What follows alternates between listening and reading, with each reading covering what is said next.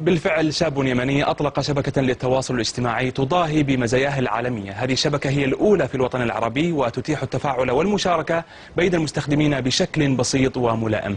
سالي الجوهي لديها تفاصيل أكثر، نتابع. استطاع ماجد وهو شاب يمني في العشرين من عمره إطلاق أول شبكة للتواصل الاجتماعي في العالم العربي تعرف بأودل. ميزاتها تفوق ميزات نظيراتها من شبكات التواصل الاجتماعي في الغرب.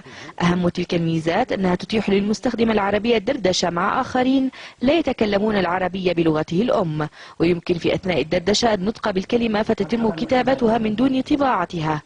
تمكنت الشبكة وهي بعد في المرحلة التجريبية اجتذاب 250,000 مستخدم، ما شكل حافزا قويا لتطويرها كي تنتقل مستقبلا إلى العالمية.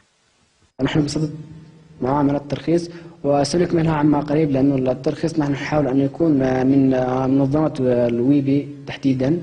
الويبو منظمة الويب الدولية تقدم تصريح دولي وليس محلي، بينما صنع بترخيص محلي. نحن حاليا قد قمنا بالأشياء الكاملة للترخيص المحلي كشبكة اجتماعية محلية. يمكنك أنك تعملي منشور وتحددي وقت لنشره بعد فترة معينة ينتشر، ويمكنك أيضا مشاركة الموسيقى، يمكنك الدردشة بالفيديوز مع هانجو، يعني مجموعة مكالمات فيديو جماعية، يعني اجتماع ميتينج.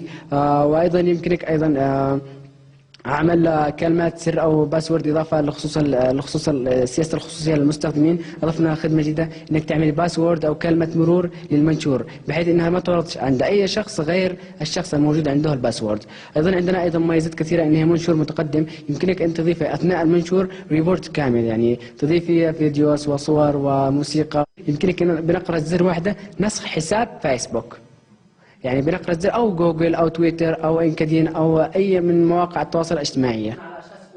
شبكة التواصل أودل هي حصيلة عمل استمر 3 سنوات بالتعاون مع طاقم من المستشارين الإعلاميين والقانونيين، سيتيح إطلاقها رسميا في المستقبل.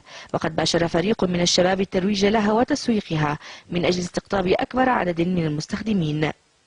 عملنا مجموعة حملات رسمية في صحف، في مواقع، وبعدين بدأ كتسويق شخصي، بحيث أنه أنا مثلا أعرض هذه الفكرة على أصدقائي، استقطب أصدقائي لهذا الموقع، أعرض عليهم الفكرة، يشوفوا الخدمات، فالناس بدأوا يحبوها. يعني الشخص اللي يدخل يجيب معه 10 أشخاص ويقول لهم هذا الموقع يعرض علينا خدمات ما نلاقيهاش في مواقع ثانية، وهكذا استمر العدد في التزايد. مجرد أن الشاب اليمني استطاع أن ينشئ شبكة اجتماعية وتوصل إلى العالمية و200 مليون مستخدم، هذا يعني شيء يثبت نجاح البرنامج ونجاح الفكرة.